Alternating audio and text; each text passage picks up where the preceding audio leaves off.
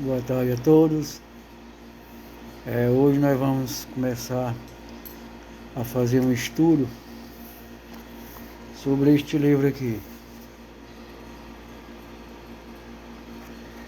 A Igreja do Deus Vivo, Curso Bíblico Popular sobre a Verdadeira Igreja, de Frei Batistini.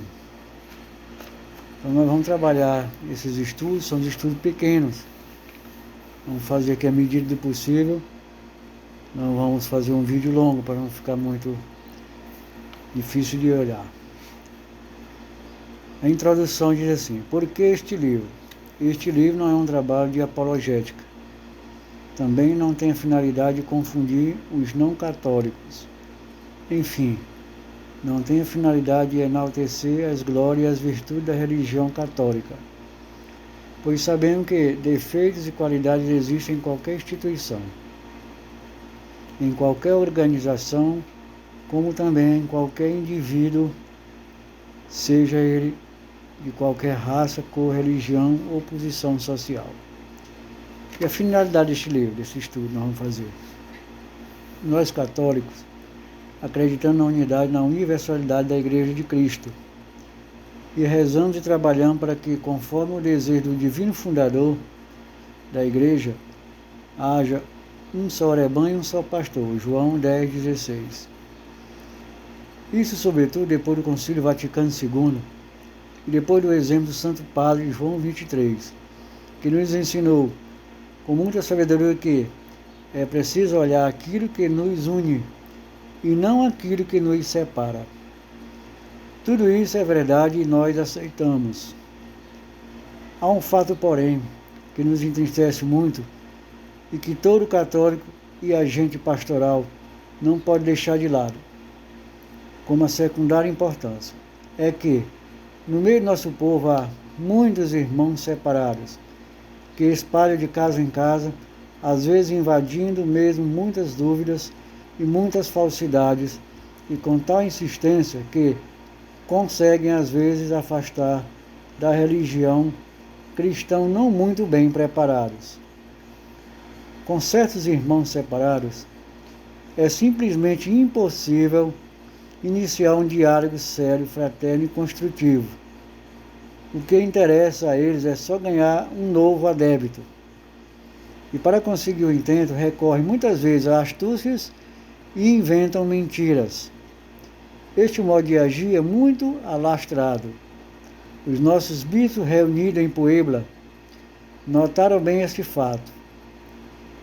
Muitas seitas se têm mostrado claras e pertinazmente não só anticatólicas, mas até injustas contra a Igreja, e têm procurado minar os seus membros menos esclarecidos. Lá em Puebla, documento número 80. Acima de toda divisão, deve predominar entre os cristãos a caridade, o respeito, o diálogo aberto e franco. Quem usa de calúnia, quem recorre à falsidade, quem é capaz de desrespeitar o próximo para adquirir um novo adepto, a sua crença se coloca frontalmente contra Cristo Jesus. Pois Cristo deu como mandamento fundamental aos seus discípulos o amor, a compreensão e a fraternidade. O amor à verdade. Cristo falou a verdade e a verdade a mandou pregar a verdade. Eis aqui então a finalidade deste livro: esclarecer, elucidar, ajudar todos aqueles que querem conhecer melhor a verdade de Cristo e da sua Igreja.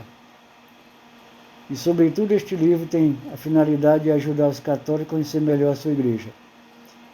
Sentir com sua Igreja, sofrer com a sua Igreja, responsabilizar-se pela sua Igreja, porque a Igreja é Cristo, continuado na história. E Cristo merece toda a nossa atenção e todo o nosso amor. No mundo cheio de incertezas, confusões, medos e inseguranças, pertencer à verdadeira Igreja de Cristo é viver em segurança, é ter certeza do futuro e da salvação. E você que pertence à Igreja, você que é a Igreja, sinta-se alegre, sinta-se em casa. pois a igreja é sua casa, sua comunidade, seu povo, o povo santo de Deus. Essa foi a introdução, né? Nós começamos agora neste livro, tá? Dando aqui a importância a nós amarmos a igreja e vivermos para a nossa igreja pelos ensinamentos da verdadeira igreja de Cristo. Tá? Então, nós vamos nessa primeira lição agora. Vamos falar noções sobre a Bíblia. Vamos dar aqui algumas noções sobre a Bíblia, porque muitos nossos irmãos católicos, muitos mesmo, não sabem, né, não tem muito entendimento da Bíblia. Então, nós vamos aqui fazer alguns esclarecimentos. A Bíblia é um conjunto de todos os livros inspirados do Antigo e do Novo Testamento. É a coleção completa de tudo que foi escrito sob a inspiração do Espírito Santo. A palavra Bíblia significa os livros, vem do grego. Outros nomes da Bíblia: Palavra de Deus, Sagrada Escritura, a lei e os profetas, o livro sagrado, as sagradas letras, a divina revelação. E a divisão da Bíblia? A Bíblia está dividida no Antigo Testamento, do começo da humanidade até Jesus Cristo.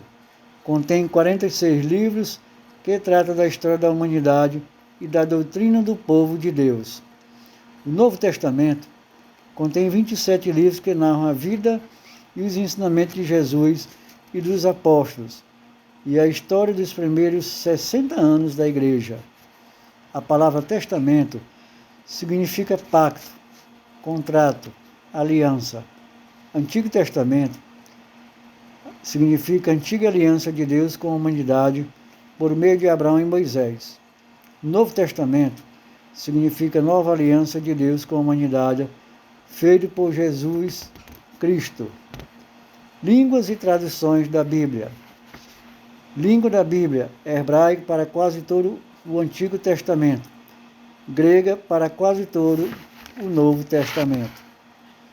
A primeira grande tradução da Bíblia chama-se Vulgata, feita por São Jerônimo, por encargo do Papa Dámaso.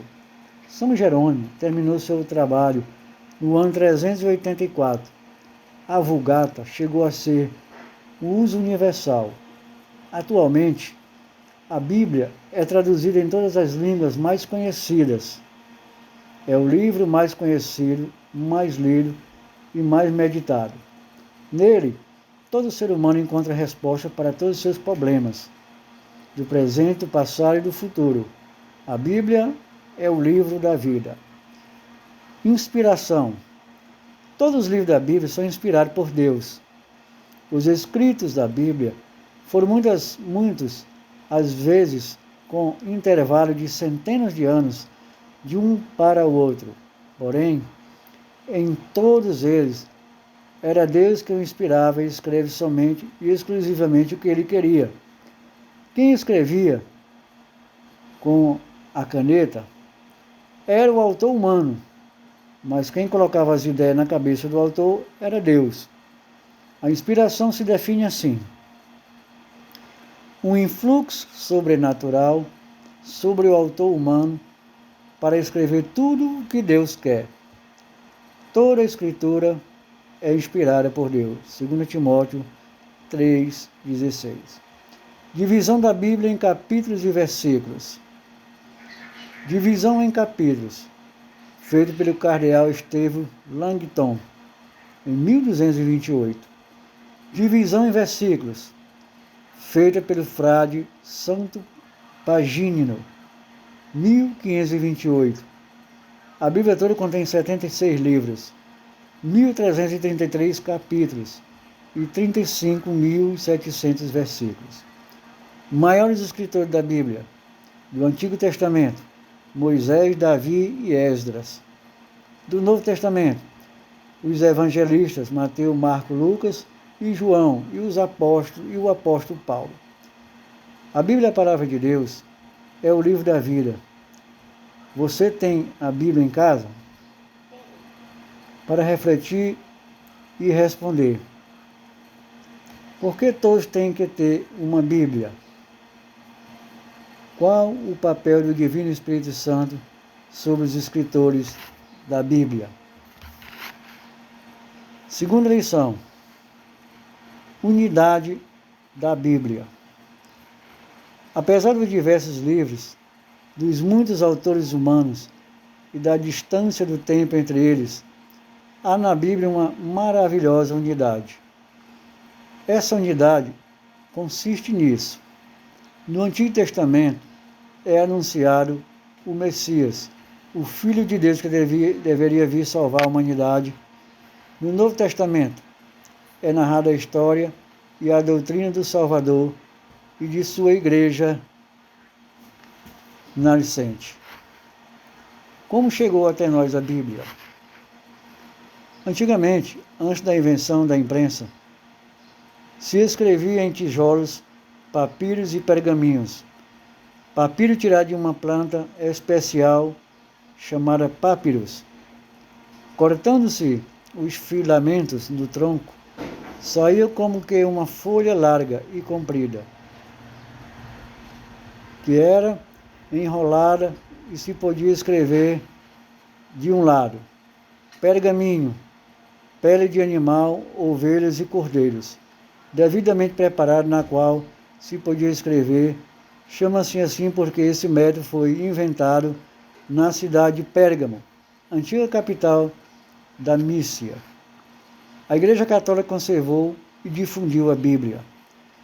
Os antigos monges, antes da invenção da imprensa, transcreviam a Bíblia em milhares de cópias em pergaminhos.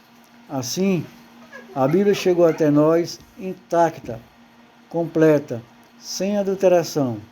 As cópias mais antigas da Bíblia se encontram na Biblioteca Vaticana, Código Vaticano B02, e no Museu Britânico, Código Sinaítico S01. Isto fica bem claro, ser declarado abertamente.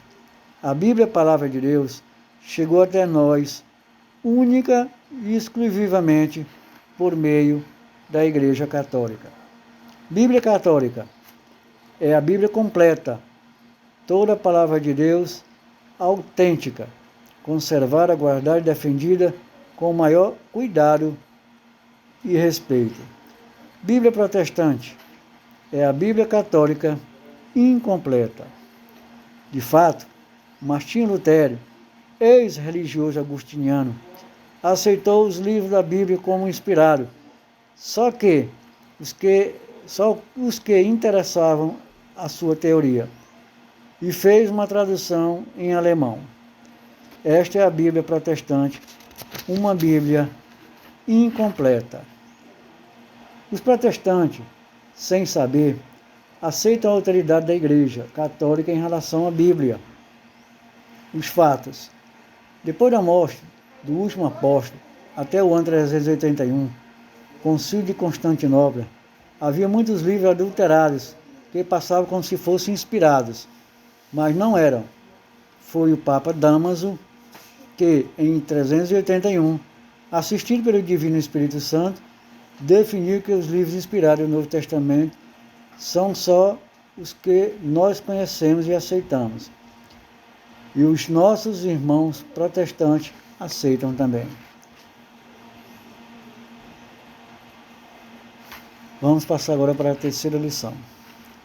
Como saber se uma Bíblia é católica ou protestante? A Bíblia Católica contém os livros inspirados por Deus, que são 73 ao todo, 46 do Novo Testamento e 27 46 do Antigo Testamento e 27 do Novo Testamento. A Bíblia Protestante contém apenas 66 livros, 39 do Antigo Testamento e 27 do Novo Testamento. Os 7 livros que faltam na Bíblia Protestante são Tobias, Judite, Sabedoria, Eclesiástico, Baruque, 1ª e 2ª Macabeus. Também faltam os capítulos 10 a 16 do livro de Esther e os capítulos 3, 13 e 14 do livro de Daniel. A Bíblia Católica traz sempre, no pé de cada página, notas explicativas para facilitar o leitor a compreender melhor a palavra de Deus. A Bíblia Protestante não tem nenhuma nota, nenhuma explicação. A Bíblia Católica apresenta na primeira página a palavra imprimatur, ou imprima-se, de um bispo, como garantia absoluta de que se trata da palavra de Deus autêntica e sem nenhuma alteração. Os bispos são sucessores dos apóstolos. Aquelas Bíblias que não têm na primeira página essa palavra imprimatur, ou imprima-se, não são Bíblias católicas e por isso não são a palavra de Deus completa e autêntica. Como ler a Bíblia? A Bíblia é a palavra de Deus. Sua leitura exige muito respeito, humildade e prudência. Respeito, porque é a palavra de Deus, a palavra santa, e a escolha santa deve ser tratada com o maior respeito. Humildade, não pretendendo poder entender tudo o que há na Bíblia. Pensar assim é colocar-se contra a Bíblia desde o começo, pois nela há, na Bíblia, porém alguma coisa difícil de compreender, que as pessoas pouco instruídas ou pouco firmes deturpam, como fazem também com os autores outras escrituras para a sua própria ruína. 2 Pedro 3:15, 16. Quando o leitor encontra algo na Bíblia que não compreende, deve pedir explicações a quem pode explicar, como vigário, ou consultar revistas especializadas do assunto. Prudência. Nunca pegue-se a uma só frase, sem conhecer o texto todo e o contexto. Nunca arrisque a interpretação pessoal sobre pontos doutrinários, pois nenhuma profecia é de particular interpretação. 2 Pedro 1:20. A imprudência de muitos ao ler a Bíblia levou-os a mais tristes heresias. Conclusão. Há muitos que pensam conhecer a Bíblia porque decoram alguns versículos e ficam papagueando essas palavras, dando-se ares de doutor em Sagradas Escrituras. É o modo mais desrespeitoso de conhecer a Bíblia. O verdadeiro conhecimento da Bíblia se adquire aos poucos, pela leitura contínua, diária, meditada, refletida. A Bíblia é o livro da vida. Nela, cada um encontra sua história, o que deve fazer, como proceder, como deve amar a Deus, princípio e fim de todas as coisas, e como pode salvar-se. Vamos agora para a quarta lição. A abreviatura dos livros da Bíblia. Toda a Santa Bíblia é dividida em livros. Cada livro é dividido em capítulos. E cada capítulo é em versículos. Eis a revelação completa dos livros com suas abreviaturas. Citações da Bíblia. Primeiro, coloca-se a abreviatura do livro, depois o capítulo e, por fim, um versículo ou os versículos. Quando se quer citar mais de um versículo, coloca-se o hífen entre um e outro. Exemplo, Gênesis, capítulo 3, 14. Quer dizer, livro do Gênesis, capítulo 3, versículo 14. João 14, versículo 6/10. Significa Evangelho de João, capítulo 14, versículo 6-10. A vírgula separa o capítulo do versículo. O ponto e a vírgula separam capítulos e livros. O hífen indica a sequência de versículos. O travessão indica a sequência de capítulos. O ponto separa versículo, não seguindo. Exemplo, Lucas 17,25.27/30. Significa Evangelho segundo Lucas, capítulo 17, versículo 25, 22, 25, 27-30. Procure na sua Bíblia estes trechos e leia e medite. Lucas 17,3/5 e João 8,12. Quinta lição. Formação do cânon da Bíblia Sagrada. A palavra cano significa regra, norma. Os livros inspirados da Bíblia se chamam canônicos, isto é, reguladores da nossa fé. O cano é então a lista dos livros inspirados que tem Deus como autor principal.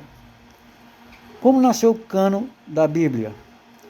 Quase todos os livros do Antigo Testamento foram escritos em hebraico, porque muitos judeus emigraram da Palestina para Roma, Alexandria, etc. Tornou-se necessário traduzir a Bíblia para o grego, língua falada no mundo todo da época. Foram feitas duas grandes traduções da Bíblia para o grego. A primeira se chama Bíblia Palestiniense ou Esdrina, cuja codificação começou quase 500 anos antes de Cristo e terminou 100 anos depois de Cristo. A segunda tradução se chama Bíblia Alexandrina ou dos 70. Chama assim porque foi traduzida para o grego por 70 sábios judeus de Alexandria, 300 anos antes de Cristo.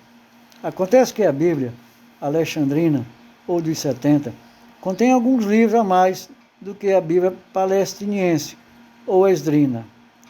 Os livros que aparecem nas traduções da Bíblia se chamam protocanônicos. Estes são aceitos por todos como inspirados. Os livros que aparecem apenas na Bíblia Alexandrina se chamam deuterocanônicos.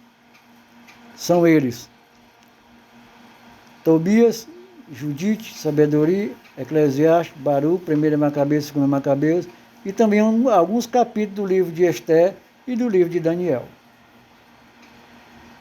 Nos primeiros séculos da igreja, os livros deuterocanônicos eram aceitos por todos. Não havia nenhuma dúvida sobre sua canonicidade. As dúvidas começavam a surgir no século IV, devido sobretudo a São Jerônimo, que, indo morar na Palestina, se deixou influenciar por alguns judeus que atribuíram menor importância aos livros deuterocanônicos. Em relação aos protocanônicos, posteriormente, essas dúvidas foram esclarecidas a São Jerônimo. A Bíblia Alexandrina, ou dos 70, foi usada por Jesus e pelos apóstolos. Isso significa que aceitavam os deuterocanônicos como palavra de Deus revelada. Jesus e os apóstolos citam o Antigo Testamento 350 vezes. Pois bem, destas 350 citações, 300 delas são tiradas da Bíblia Alexandrina ou dos 70. Isso demonstra clara e absolutamente sem deixar dúvida que os livros deuterocanônicos contêm a palavra de Deus autêntica e verdadeira. A mais, esta verdade foi reafirmada em vários concílios pela autoridade máxima da Igreja, o Papa. Os concílios de Roma, 382, concílio de Hipona, 393, concílio de Cartago, 394, de Florença, 1441, e o concílio de Trento, em 1546. Reafirmaram a canonicidade dos 73 livros da Bíblia, isto é, a Bíblia Católica verdadeira. Os que não aceitam os 73 livros da Bíblia rejeitam parte da palavra de Deus. Isto é contrário à vontade de Deus, pois está escrito: nada acrescentareis às coisas que vos imponho, e nada subtraireis, observando os preceitos do Senhor, vosso Deus, que eu estou para vos ordenar. Deuteronômio, capítulo 4, versículo 2. Para refletir, quem tem autoridade para dizer quais são os livros inspirados? A Igreja Católica. A Bíblia Alexandrina dos 70 foi usada e citada por Jesus e pelos apóstolos. Isso significa que é a Bíblia verdadeira. Os que não aceitam a Bíblia que Jesus aceitou, quer dizer deles, não são católicos e são hereges. Muito bem, vamos ficar por aqui. Esse vídeo não ficar muito longo. E na próxima aula nós vamos para a lição número 6, princípios, erros contra a Bíblia. Uma paz a todos, salve Maria e viva Cristo Rei.